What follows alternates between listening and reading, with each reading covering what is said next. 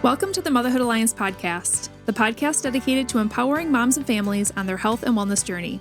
I'm Brittany Suttner. And I'm Andrea Rinkus. Together, we're here to explore holistic approaches that go beyond conventional medicine. Each week, we dive into topics that matter most to you. Everything from nutrition and mental health to alternative therapies and natural living. And whether you're a new mom navigating the early stages of parenthood or a seasoned pro looking for new ways to support your family's well-being, you're in the right place. Even better, all of our guests are local small business owners who you can actually talk to and work with. You can learn more about today's guest and connect with hundreds of other health and wellness professionals through our informative and easy-to-use directory at motherhoodalliance.com. Before we get started, keep in mind that this podcast is for informational and educational purposes only and is not a substitute for personal healthcare advice. Please consult your healthcare provider before making any changes based on the podcast content. Thank you for joining us on this journey. Are you ready to help your family thrive? Let's get started. Hi, we are Britt and Drea from motherhoodalliance.com, and we are excited to welcome you to a 4-episode series with Stefanie Turzinski, an Appleton-based licensed massage therapist and the founder of Nurtured Roots Prenatal Massage. Stefanie specializes in prenatal, postpartum, and infant massage, and she brings a wealth of knowledge to each client she supports through a custom plan, education, and resource recommendations, which is why her business tagline is total support during pregnancy, birth, and motherhood. Stefanie originally thought she'd focus on sports massage, but once she discovered how powerful touch could be for moms during pregnancy, she knew she had found her calling. Now, as a mom herself, she's even more passionate about helping women feel strong and supported, and loves that she gets to help women move through pregnancy with less pain, shorter labors, fewer complications, and a smoother postpartum recovery every day. Outside of her practice, Stefanie loves spending time outdoors, attending baseball games, and fishing with her husband, 3-year-old daughter, and 1-year-old son. We're excited to welcome Stefanie to the mic today. Let's get started. Hey guys, welcome back to the podcast. We are super excited to welcome back Stefanie. We had an awesome conversation talking about prenatal massage in the first episode, and we're going to keep talking about massage, but we're going to be talking about it more in the 4th trimester. So talking about postpartum massage and the recovery with that. And Stefanie has some great information that we're going to be talking about. So first of all, I said 4th trimester. Can we define what the 4th trimester is, Stefanie?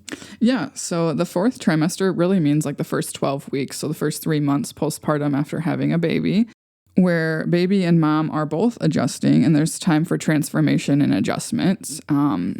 There's always different adjustments going on during the first, I would say like first year to 2 years for the mom and baby. Always different routines, different healing processes going on.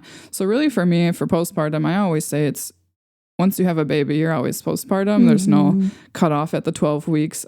But for my postpartum massage, I always do the first 12 weeks and then always offer them afterwards that they're more than welcome to always continue to be my client as a therapeutic client. Oh, nice. Okay.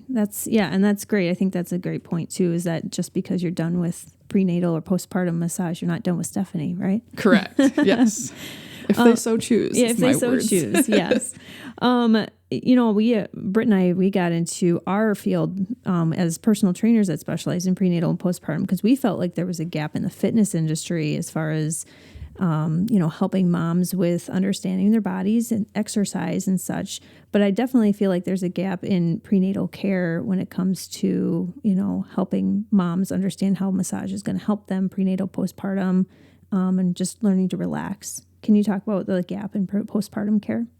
Yeah, so postpartum care is very important, and I feel like there's a huge gap in it because the moms are always busy or feel the need to not be able to leave the house, like without their child or without their baby, which I totally get. Like you have that connection with your baby. If you're nursing, you have that, nursing or even bottle feeding, you always have that anxiety of like, oh, I got to be here by this time to be able to feed my child. Yeah. I know during my first postpartum journey after 3 years ago after my daughter, that was like my biggest anxiety was leaving the house and thinking like, where am I going to be at in 2.5 hours when I need to feed her? That is 100%. Yeah. And sure. I don't know why. First one especially. Yeah. And I don't know why I had that because I would just nurse her wherever, but it was just that like thing you can't control. And that also goes into like hormones. And the support that you have or don't have during postpartum.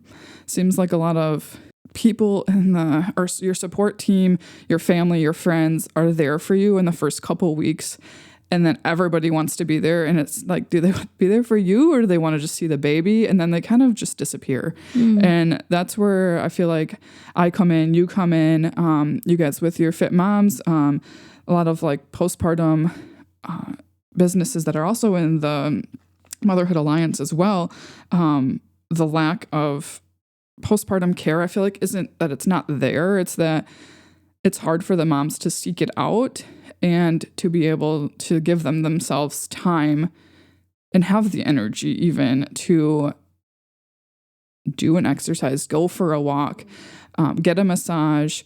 Like I mentioned to you guys earlier that, for massage, for postpartum, I always recommend the moms to bring in their babies with them. I'd rather have them come in, get a massage, be able to get that care that they need, especially if they are nursing. There's nursing neck, which is similar to tech neck. And you need to get those, areas worked on, especially mid shoulders up. After having a baby, you always have that lower back pain where it's kind of like the emptiness of like where your baby's pressure was, especially later on in the pregnancy. Well, and I feel like when you're doing that kind of massage or checking their posture and stuff, I feel like you can help them with like different ways of, sitting with breastfeeding and help their posture and their muscles relax. And do you do that too? Yeah. So I remember one of the episodes, I feel like it was with Macy, and I always remember you guys, and I always think back to this with nursing as well, that the car has a headrest for a reason, and it's called the headrest. So I always think of that, but like it's so hard when you're nursing that to like actually do that because you always want to look at your baby. But the older that they get, like my youngest just turned 1, and I am still nursing, and I have finally like decided just let your head rest, like just let it sit back, and that just helps the posture, that helps the tension in the shoulders, the tension all throughout the body because everything's connected. So I always think back to that with the nursing neck and tech neck. And you can use like if for recovery at home, if you just don't have time or the energy or the money to go out and receive therapies, whether it's massage, physical therapy, pelvic floor therapy, meeting any like mom groups, exercises or anything like that. I always give tips for at home. I have lacrosse balls that I like to give out to my clients during pregnancy, to also use for postpartum as well, to just do some like rolling and pressure points. Yeah, pressure points to be able to get things worked out at home. Whether they have a spouse help them or a support, or even if they just have time for themselves, 5 minutes while the baby's taking a bath or while you're, they're nursing or taking a nap or whatever. I like to throw the ball behind my back while I'm nursing sometimes, just to kind of roll that out while I'm, trying to kill 2 birds with 1 stone. Yeah. And then like massage guns, heat packs, the rice packs, being mindful of your posture, using like baby carriers the proper way to give yourself that break, and your shoulders and your muscles and that tension in there to just let it, not being able to like not having to actually carry your baby around, but having it like in a wrap or a sling, just giving your body that rest that it needs. No, I think a big piece that a lot of women could look to massage for, or maybe might think about massage for, is if they've had a C-section. Do you work on C-section scars? Do you provide education on how women can work on scars long term, any of that stuff? Yeah, so I have in the past. And so there I can give like resources, and I have massaged the C-section scars before.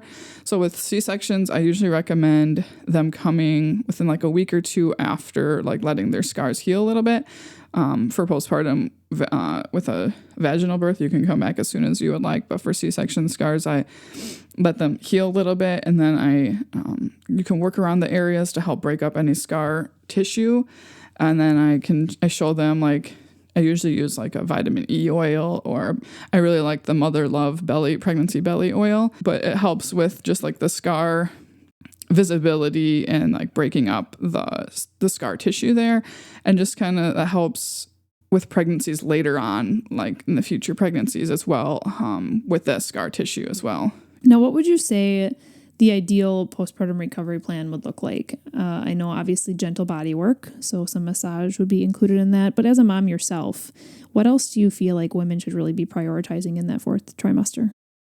I really like journaling and just getting like in a better mindset of like whether it was a good birth story or not, to just get that birth story written down, and just letting your body and your mind like go back into that and getting it out, like especially if it wasn't a great experience, just getting it out and letting it be out in the world where it's not just like stuck in your mind, where it's, you know, holding you back from other things or giving you the fear of anything in the future. Definitely want to make sure that you're getting sleep, whether it's, you know, if you're nursing, feeding the baby, just make sure that even if you're getting 45 minutes here or there, just get that sleep while you can. You know, they say sleep while baby sleeps. And I'm one of those, like, just maybe what I do, but I'm very like a calm, and like the dishes will be there still, but I won't be able to do them if I can't function, right? So having that like mindset of letting your body do what it needs to do and letting the village and support help you. Like I always tell my clients in the last like 6 months, I feel like we've really been talking about like that whole village, about how our parents' generations and the generations before that, they had like their grandmas, aunts and uncles and cousins and all that, like to help them. Is it that we don't have that village, or is it that we don't want that village because the world is so different raising children now than it was even when I was a kid? Whereas, you know, things have just completely changed. Mind shifts have completely changed. And it's not that it's bad or anything, but we definitely feel like we don't have like that support. So I think finding like the moms that are in the same kind of trenches that you are, especially postpartum, getting like finding mom groups, going for walks, being out in sunshine, getting the proper nutrition, which one of my favorite books for the nutrition part of postpartum is the first 40 days, which it gives a lot of different like recipes. A lot of it is, some people might think it's like taboo recipes where it's like, you know, eating beef liver, just like, but there's so nutritious many benefits with beef liver and stuff. Right. For the audience that listens to this, you can share that kind of stuff. Yeah, exactly. Yeah. I know that you've kind of become known as an awesome person to give resources to parents. So I love that you shared that book. Do you have any other, since we're on that topic, do you have any other book recommendations that you'd like to share? Yeah. So one of my other favorites is The 4th Trimester by Kimberly Ann Johnson. And then Birth Without Fear is good for birth and for postpartum. There are some good stories and information in there. And then one of my favorites is kind of like a comic book style. It's Good Moms Have Scary Thoughts Too by Karen Kleiman. That's one of my favorite ones. I actually like buy it for a lot of my friends that after they have babies, because it's not like a typical where you just like read through the book. Yeah. It shows, you don't have time for that, or you just it's kind of like work. A picture book for postpartum moms. Nice. Yeah. Thanks for sharing those, and we'll link to those in the show notes as well. I do want to touch on what partners can do at home to help support their wives in this postpartum recovery season as well. Well, I guess first question is, ideally, how often would a woman be coming in to see you as a professional? And then to piggyback off of that, what can partners do at home to help with recovery through touch and massage, even though they're not trained therapists? So start with kind of ideal plan coming to you, but then what can partners also do at home?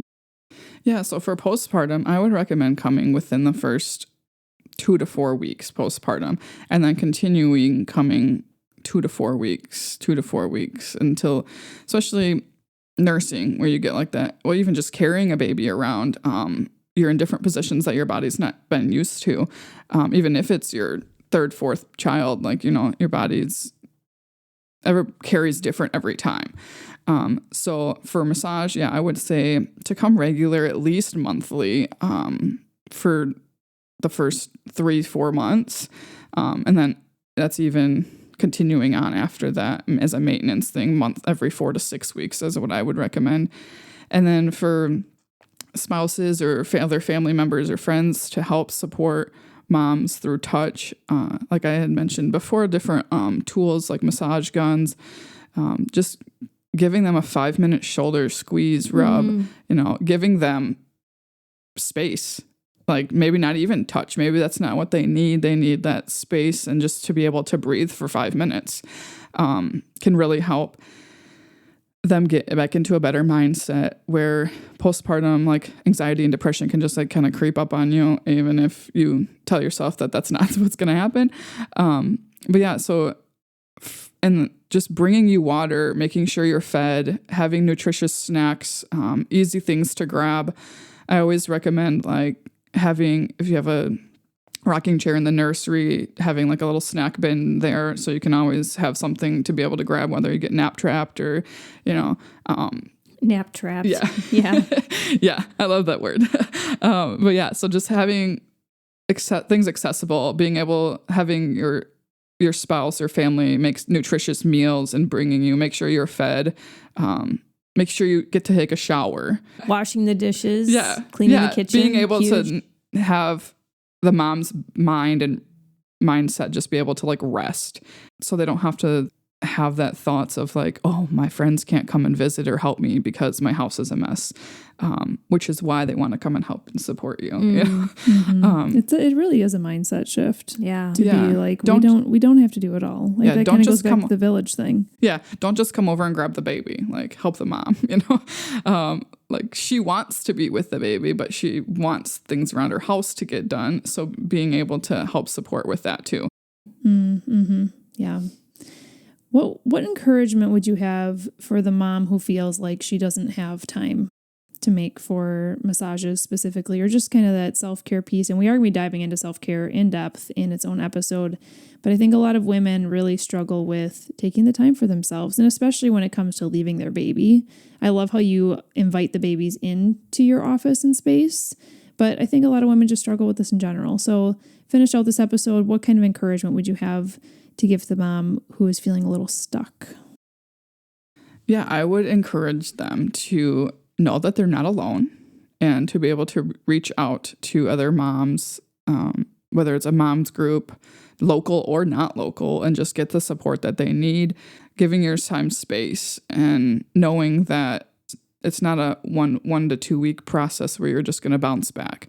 Mm-hmm. Like your body isn't ever really going to be back. Like you can get your body back to like the shape it was, but it's never, your organs are like shoved up into a corner when you're growing a baby. Just know that like it takes months and even years to get back into where you need. So don't feel like you need to rush back into anything. Mm-hmm.